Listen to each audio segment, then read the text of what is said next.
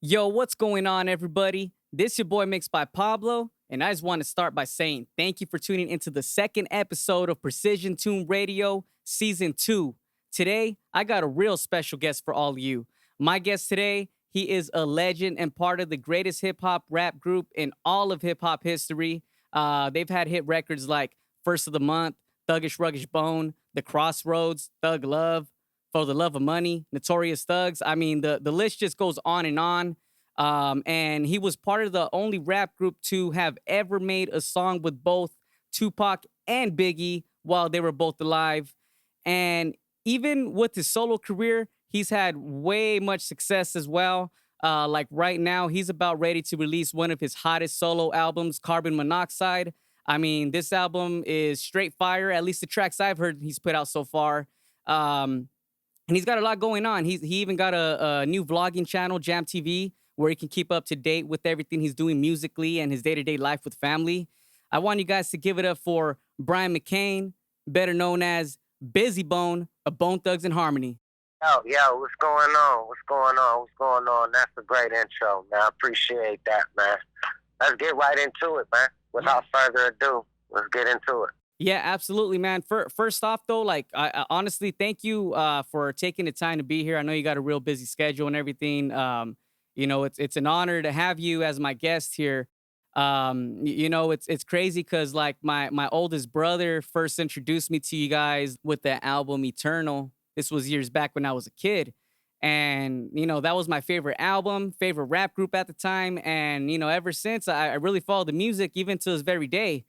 You know, and Bizzy, as everybody knows, I mean, there's a whole uniqueness to the sounds you guys brought, especially because your high-pitched voice complemented everybody's part, the beat, the flows of everybody.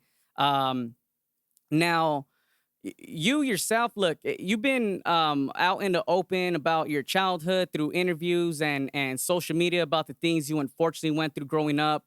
You know, all those things happening at a really young age. How did that shape your life? Like most people, they wouldn't be able to move on with that.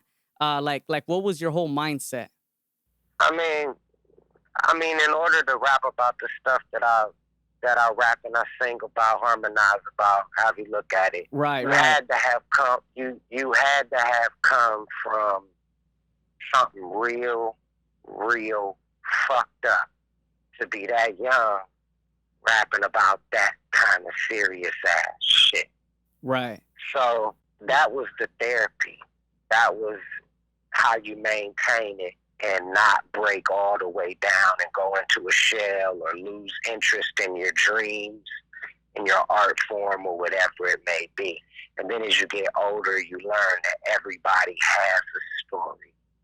Right. There's very rarely someone that don't have a story, even a rich kid not getting enough attention from their parent, and you know, them be the motherfuckers that be out there fucking, you know, shooting up schools and shit like that. Yeah, so the journey just matched the journey matched the words, man. It just all came together just like that. I think that's why people enjoyed it, because it was coming from a real place. And then when they found out, oh, he's got a story, yeah, of course, I wasn't, you know, this is real music and real stuff going on. So, and that just set me a path forward for, you know, where we're at right now, you know? Yeah, exactly. Now, you mentioned, you know, the whole music that was pretty much the therapy to it and everything. Is that what really just pushed you to make music, or like who made you like what made the biggest impact in your career? Like what got you into the rap game to begin with? It's steps, you know. You start with loving music, you know. You start imitating musicians on the radio. You start dancing to music. You start, and you know, then videos come out, and that progresses you to another level. Music has always been a staple, you know, within the community that I'm from. You know, whether it be Michael Jackson music or Prince or whatever, music has always played a big impact. So with it being around and being musically inclined, it just comes together like spontaneous combustion, and you are where you are. Like, so I look at myself more as just an artist, like a musician. Money's good, life is good. I'm making a new project for for people that really, really want to hear whatever I'm doing right now, which is such a great, great opportunity, of course. But that's pretty much how I sum it up. Figure it out, and then like make 5-year plans. In 5 years, this is what I'm going to be. I'm booked up until 2022. This is the direction I want to go with my boys, Bone Thugs. And so it's just like that balancing it out. Now, when you first started making the music, I mean, was it always rap? Because I know you said you grew up like with different, listening to different kinds of music, like Michael Jackson, you mentioned. Was it always rap though that you cater to, like as far as when you started making music yourself? When did you start? When I was 11 years old, I wrote a record called Bass and Treble. On the bass side, I was rapping, and on the treble side, I was just singing like slow songs. Okay. Wrote the whole record myself. So it's always been that fine balance between dance, between singing, rapping, poetry. It's just always been a balance that culminated into what we become. So they just, it was just like a spontaneous combustion, a gumbo, if you will. Now, as far as like when Bone Thugs came together, like it was first Bone Enterprises, right? Yeah. First it started off to where it was Flesh and Bone, Crazy Bone, Lazy Bone. They had a group at a school called Empire called the Band-Aid Boys. I was in Columbus just doing my own solo shit, singing, rapping, attending talent shows, so on and so forth. And then it became Bone Enterprise when I got to the group. And then after that was Bone Thugs and Harmony, because Bone Enterprise was already incorporated. So, okay. We were like, hey, yo, what's going on? We Bone. And we Thugs and Harmony. And a little Eazy was like, yeah, that's dope.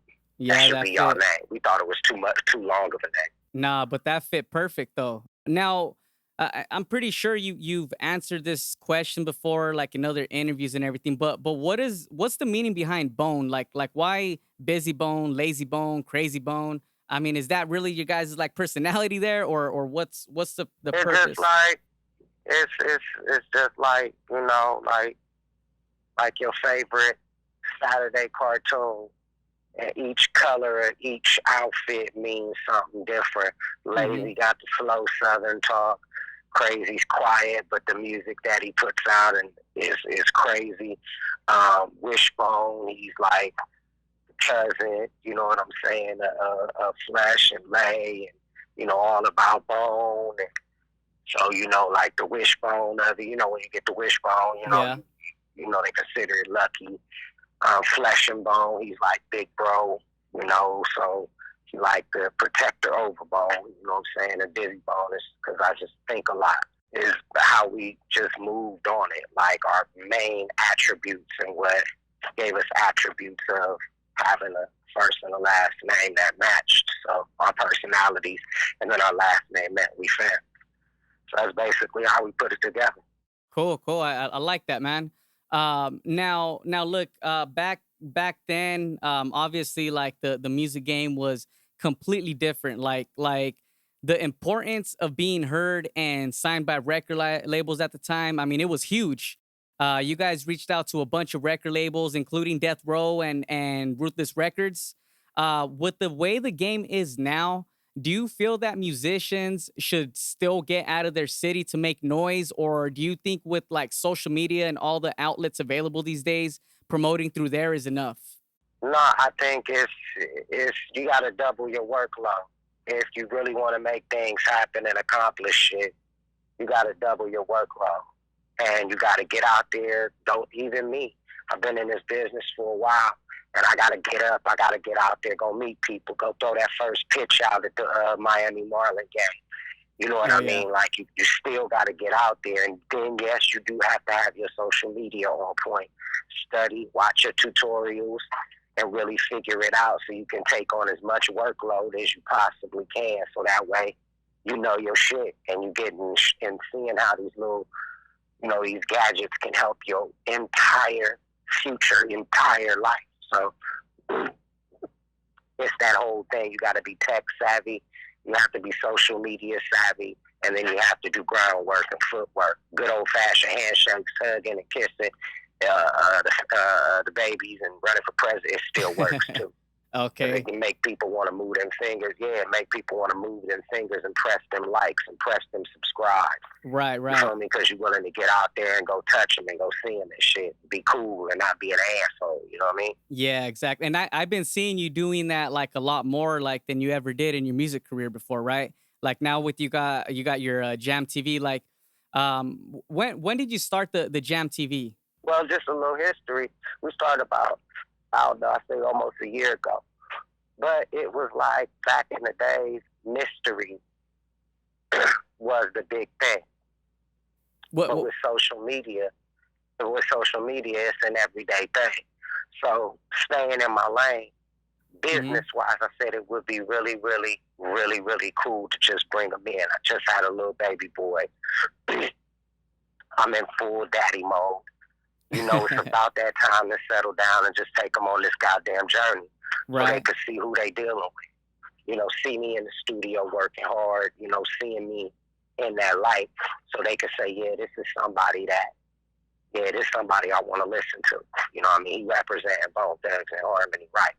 So that's the plan behind Jam TV, and my fiance and I, going on this journey together, so.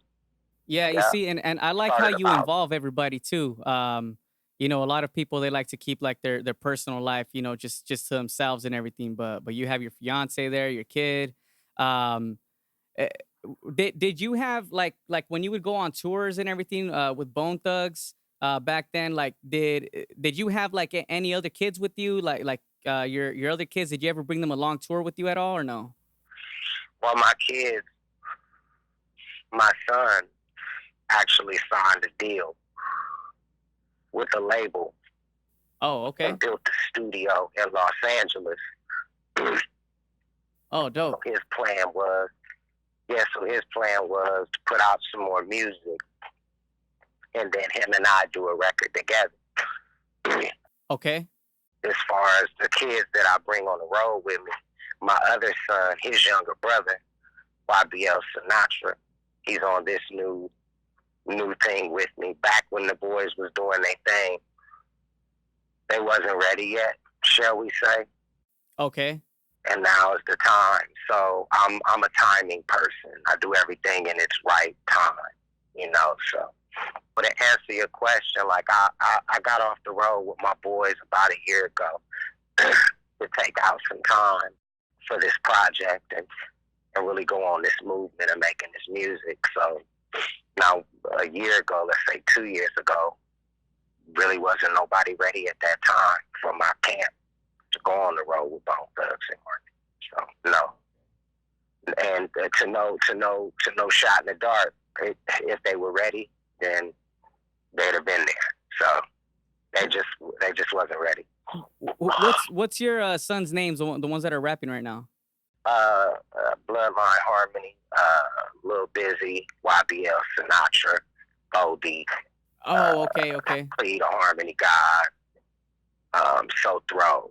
Do you try to push them to like are you coaching them to try to like do like the style that you guys used to bring, or do you kind of let them just like go in their own lane? Well, my sister really got them to rehearsing and got them to really wanting that dream.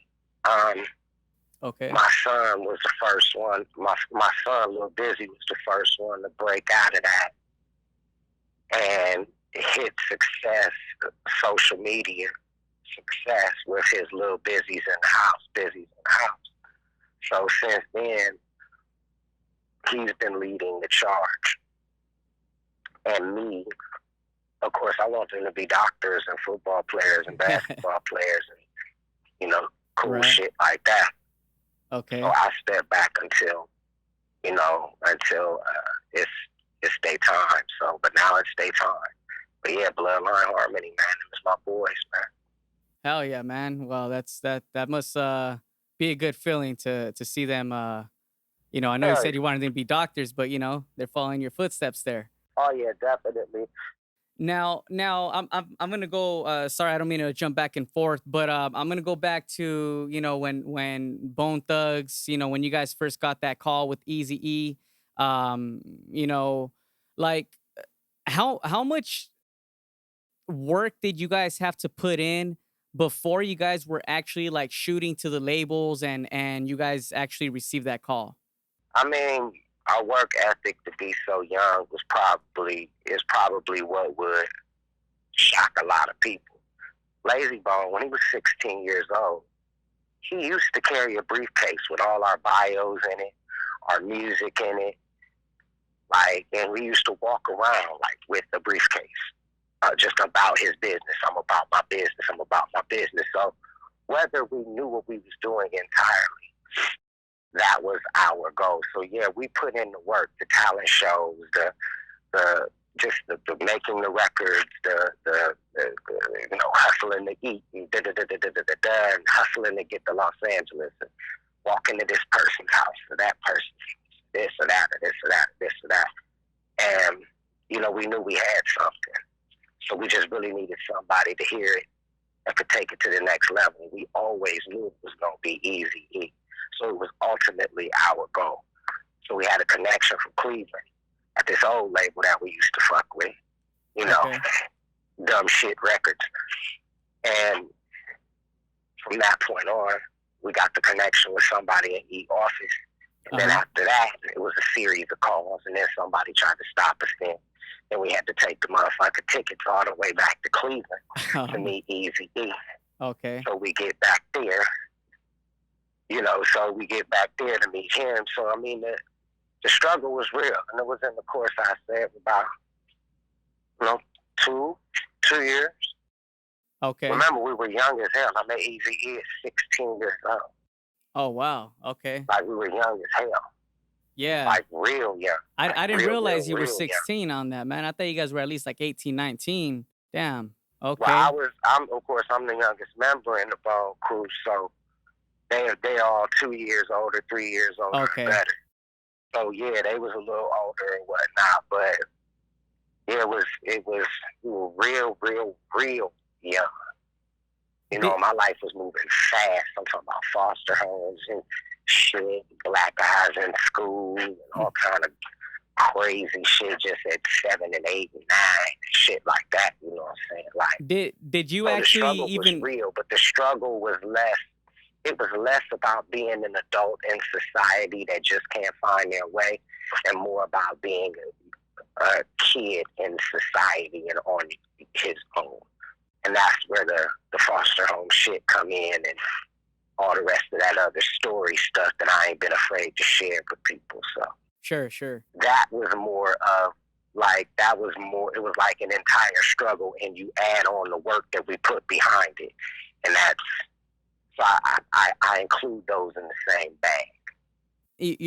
When you guys finally signed with Eazy-E and everything, did you guys ever you guys had this one song that you guys brought to Eazy-E to show him, thinking it's gonna be a hit, but then he thinks it sounds like it ain't good enough. So then you guys decide not to put it out. Did you guys ever run into any of those situations, or did you guys pretty much have control completely on your guys' sound and the content you wanted to put out? Yeah, like everything we did, he like, yeah, keep that one. Yeah, go say that. Okay. Yeah, go say that one. Because we had everything written down. We had like 35 songs together, already rehearsed, written down. Oh, I see. Okay. Like, we had notebooks and shit. So we were so well organized. That goes back to that, how we had our stuff. So no, it was never that. It was more or less, I'm gonna let y'all do y'all thing in the studio. I know Okay. y'all good. Now I'm about to go try to make some bread somewhere else, or call this person, or call that person, or call this person, or whatever deal. Because he knew once he could let people hear our music, that they were immediately gonna say, okay, yeah, these motherfuckers are they it.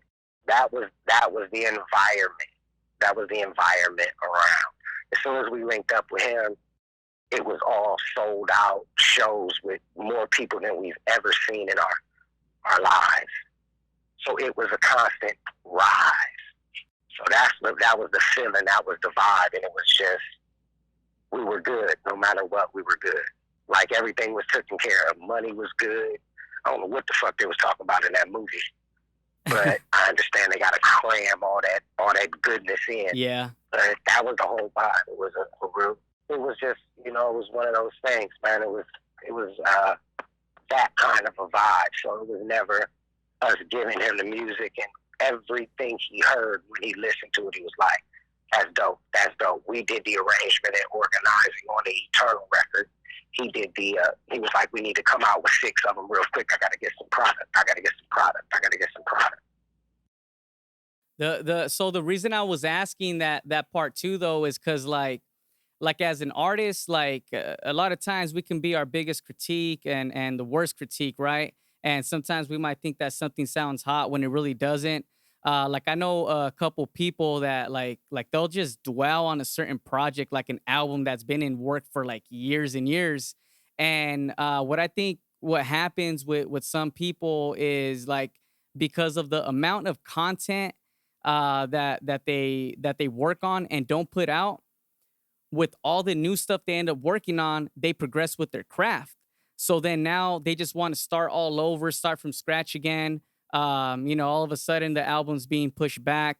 Um, for these up and coming recording artists, do you find it necessary to put in a lot of attention into an album, or should they just straight up be putting out singles? That way they can be heard, especially like if they're not known like on a national level.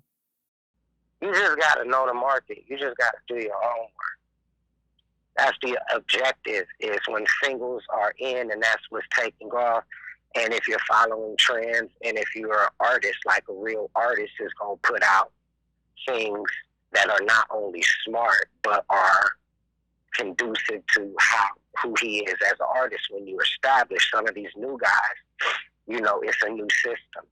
I'm already plugged in, so I can't really tell them anything except work really, really hard and make sure what you do means something. And people will believe in you, and they will never leave you, no matter what any numbers look like. That would be my advice, is to connect with the music so it touches people. Once you start saying everybody's doing singles, so I'm gonna do singles, that's when you lose touch with the music, and you start letting the system guide you instead of you guiding the system. Another thing, man, I've heard like in other interviews where you talk about like some advice that Tupac gave you, right? About just like recording song after song. Can you expand a little bit more on what exactly that was, like the thought process of that? No, it was just like, it was advice in motion. The way I seen him just go in there and knock that shit out, and how fast I seen him write it. And I said, I need to step my shit up. Yeah. And that's when I just started letting it fly. Yeah, definitely. And I got so good at it because I kept practicing and practicing and practicing and practicing. So it really brought up my work ethic. You feel me? Yeah. This was before, like, people was writing in their phones. So this was all pencil and pad. Mm-hmm. So yeah, man, it definitely enhanced my musicianship, for sure, that meeting. So it was just poetry in motion, basically. What were your experiences like working with Biggie and Eazy-E as well? Like I know I'm sure there's like whole different workflows and everything. Is there like a story you can share with us that hasn't been told before, like maybe an experience in or outside of the studio? Are you saying with Eazy-E? Yeah, I was just saying with any one of them, like, what was it like working with Tupac or Biggie and Eazy-E? Like, um, It was monumental, man. You know what I'm saying? It was monumental from the picture we took at the party with mm-hmm, Fat Joe to the time we was in the club and with Eazy-E when he said I got Bone Thugs and Harmony over there in the movie. You know what I mean? He Big was there. You know, I think that was a Biggie movie, or was that? No, that was the end of it. yeah, I think it was But NWA. yeah, so you Okay, know, it's just relative, I guess. right, right. Now, what's your like your take like on the new era of rap? You like really content with the direction it's heading, um, right now? I think those are memes, man. I think that people are caught up in the memes and people that's trying to follow trends or chase cloud or some shit like that. Mm-hmm. I leave that to those kind of people. I mean, I think music in general is just, like it's it's from all different angles, man. For me, it's Right. gospel. You know what I mean? It's country, it's rock. It just comes at me from all different angles. So I look at it not like the genre of hip hop because I'm not not subjecting, but subjugating or surrounding myself with just that particular genre of music. Like when you do shit with Phil Collins and stuff like that, it changes your outlook on what music really is. Mm-hmm. So I don't really know about it, the new direction. I think a lot of people hear the same sound. Right. I think Exactly. that auto tune textbook sound, but I be grooving to that shit too. Mm-hmm. So I can't get mad at motherfuckers, you know what I'm saying, for that but I do see a pattern. I do see the obvious. I see anybody that's, trying to get in. You can just, it's crazy ass shit going on, but it ain't nothing to get super duper, extravagantly upset.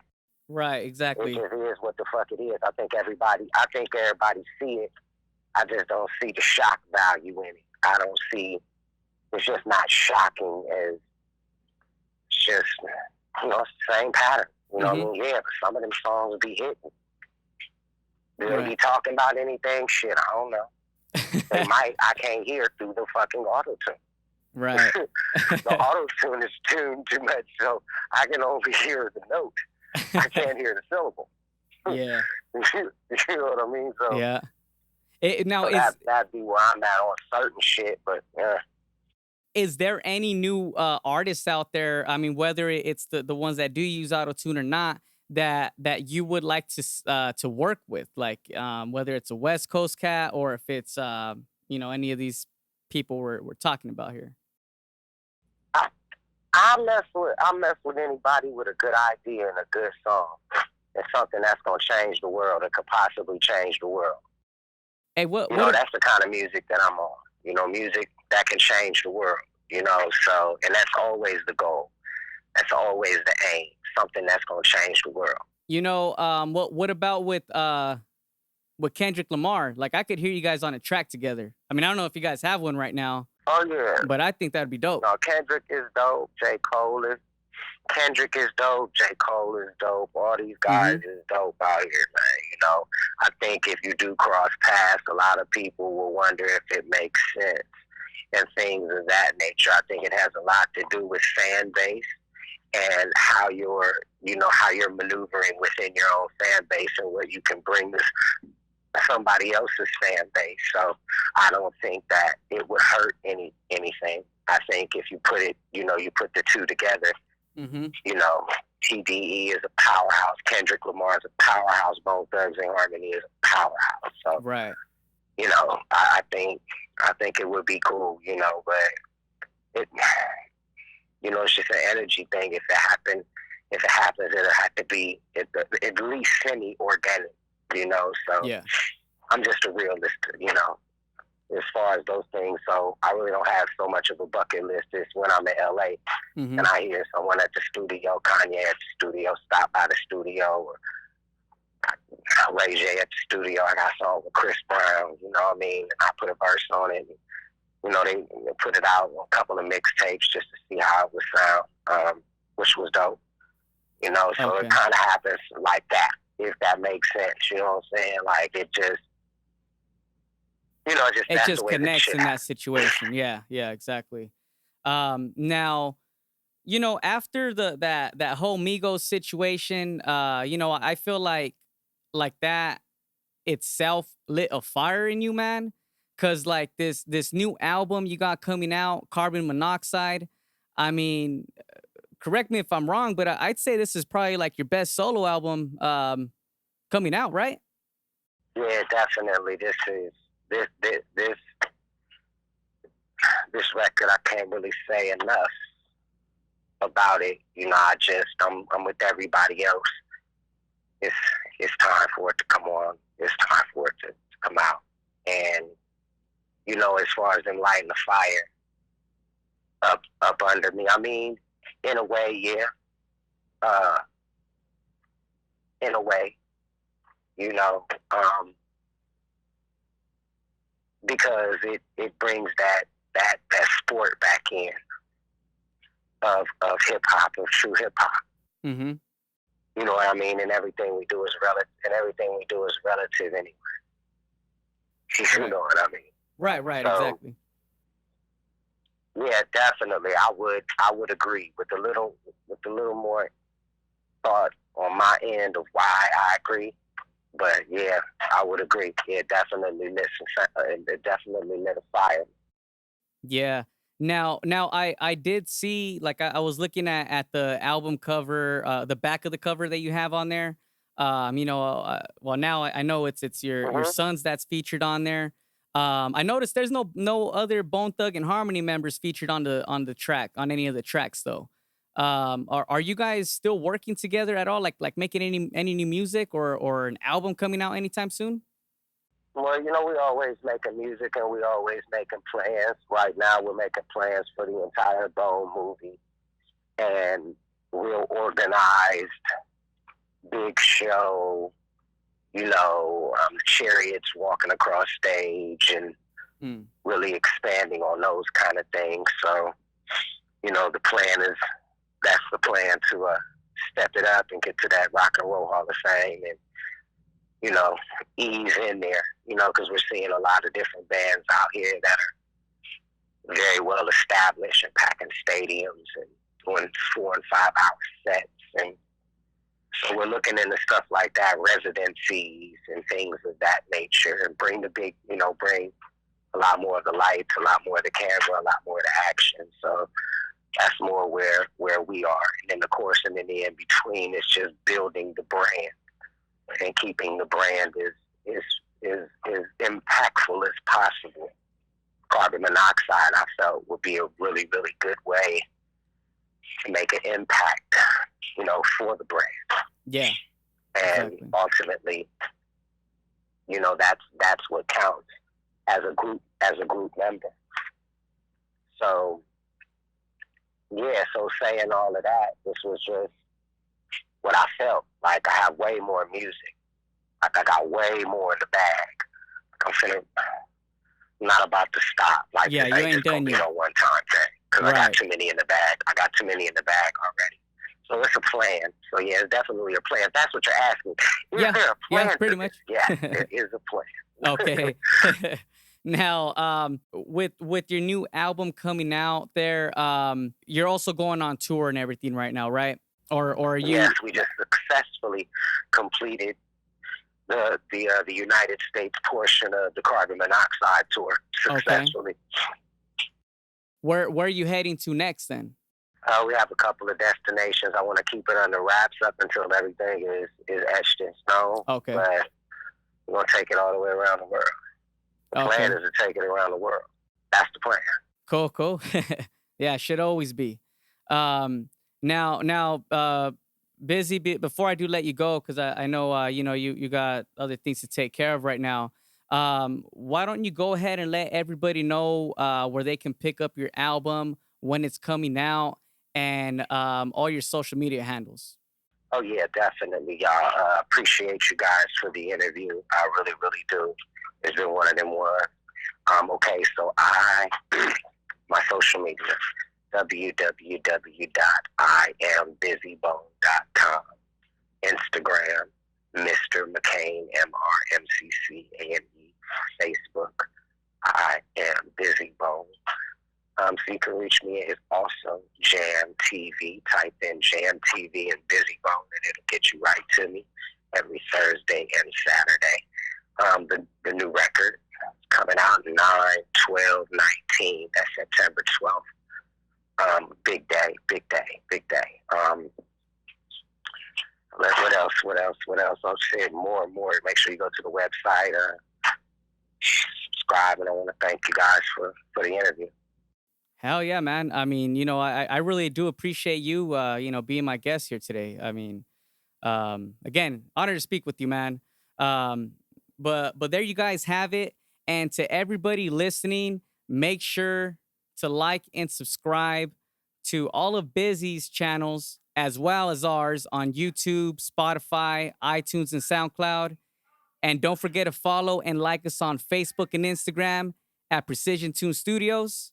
And if you guys looking for some quality studio time, make sure to visit the website www.precisiontunestudios.com. You guys can find my rates and everything that's included there. And also, make sure you guys stay tuned to catch and listen to Bizzy Bone's latest singles off his new album. Usually, I only play one for all of you guys, but I got 3 of them here. First one is going to be Stalking Me. The next one, Enigma. And then we're going to end that with Carbon Monoxide. But before that, I got to give a big thank you to Maya's Construction for helping us make this happen here today. If you guys are looking for some quality work in a timely manner, hit up Maya's Construction and tell them that I sent you. Until then, I'll catch you guys next time. Peace. Oh, you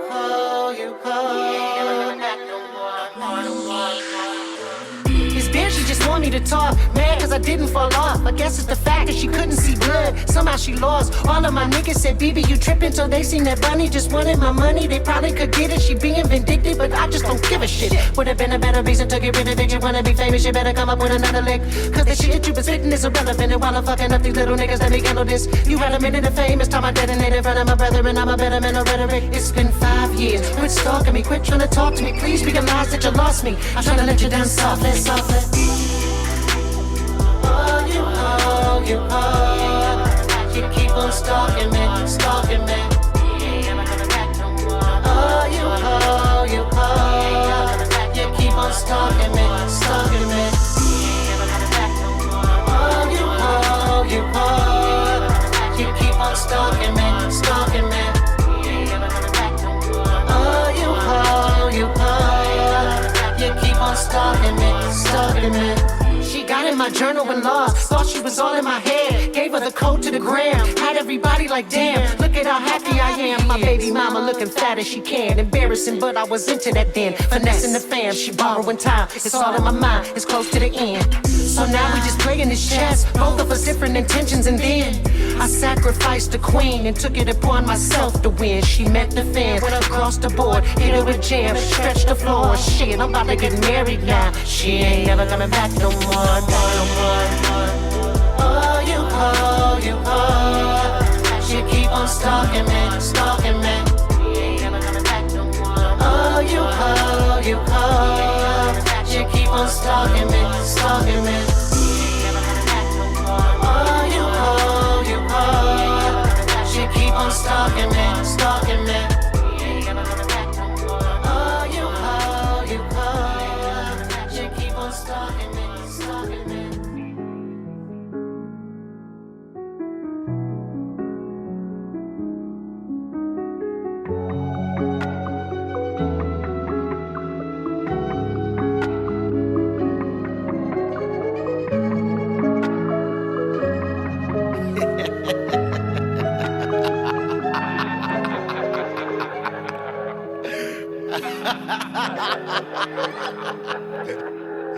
Oh shit.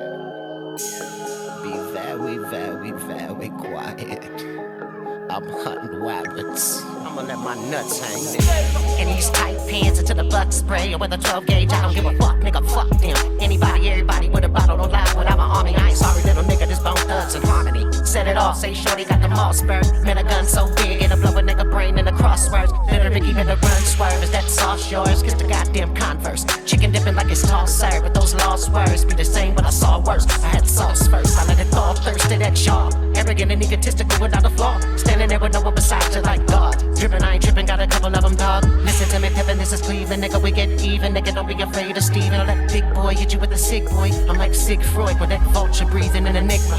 And that culture need him, and I'm all the reason I'm alone, my Nina. Cause it looks like a nigga gonna often need her. When I call, seen him running like a mile a millimeter. But I am a good leader, I give you another banger, I give you another heater. Remember me, motherfucker, the villain, the album cover of one of the Power Brothers, the 50 on Power Brother, the Michael of our brothers, the cyclical nature that circles all around the Cowardly Brothers. It wouldn't touch a nigga, money got the salary, brother. Mickey and Mallory, brother, I got the calorie, brother. Without no powder, you motherfuckers, I'm about to put a musket out and let it off in this motherfucker. Watch your mouth, you niggas soft in this motherfucker. Bet the industry just tossed you out, you're all slaves on the label, little goddamn cocksuckers. Y'all living off show money, get paid every first of the month, that's more money. Little beat from the grave at the crossroads. When I look at my son, say that show money. Murder, murder, murder, I am general, you little niggas show ain't sweet. These niggas think we never running, I'm on TMZ, and I'm a free MC. I got love for the young bulls, but that's me. Little nigga in the building, chasing around little children, my niggas hunt. I can't front, but I'm chillin', my artillery is steady. Eat it every motherfucking place that I'ma go, so I'll be ready.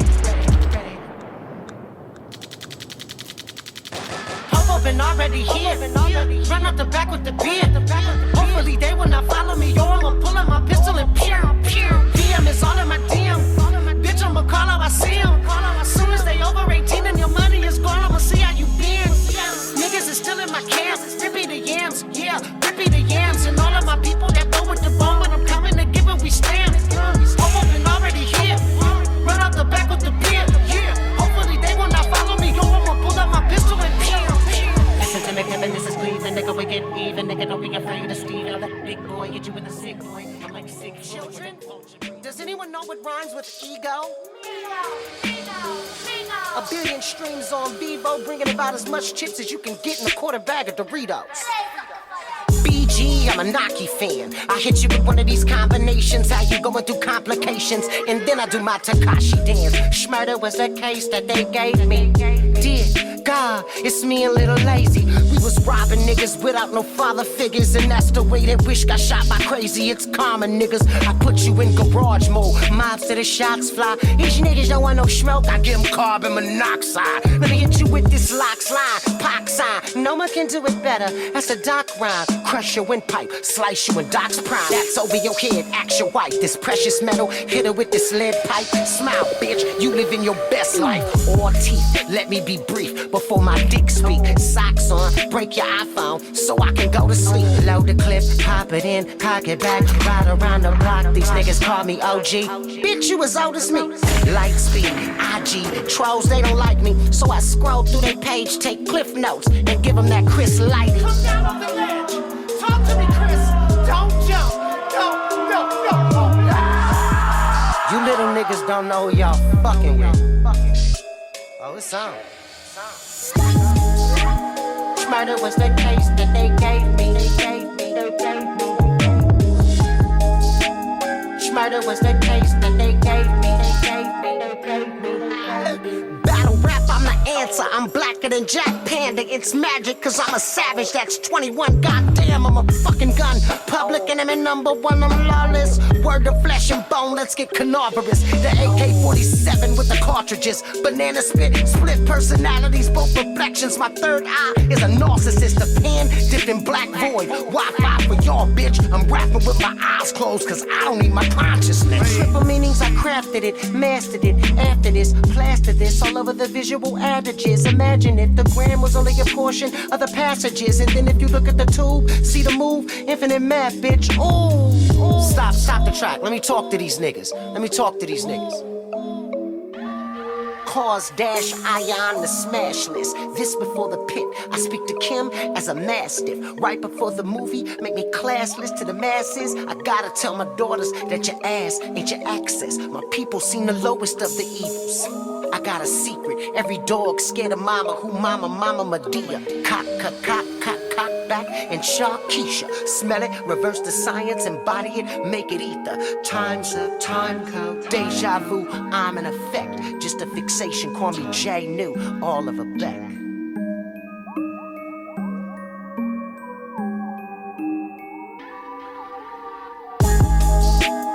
Murder was the case that they gave me. Murder was the case that they gave me. Murder was the case that they gave me. Murder was the case that they gave me.